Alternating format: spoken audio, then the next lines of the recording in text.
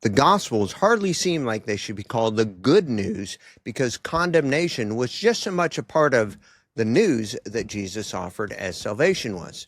Now, to illustrate, let's look at John 3:16 through 18 as an example. In John 3:16 and 17, Jesus offered people eternal life. It says, "For God so loved the world that he gave his only Son, so that everyone who believes in him may not perish but may have eternal life. Indeed, God did not send the Son into the world to condemn the world, but in order that the world might be saved through him." Now that sounds really great, but in the very next verse, he threatens people with condemnation.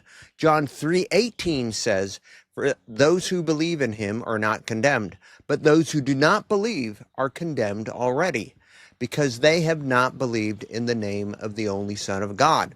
So, in John 3:17, Jesus says, he didn't come to condemn. But in John 3:18, he says, people are condemned. Why are they condemned? Simply for not believing in him. Now, I'll give another example.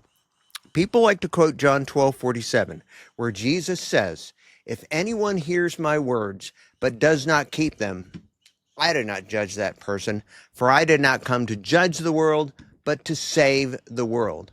But in the very next verse, he completely undercuts what he just said.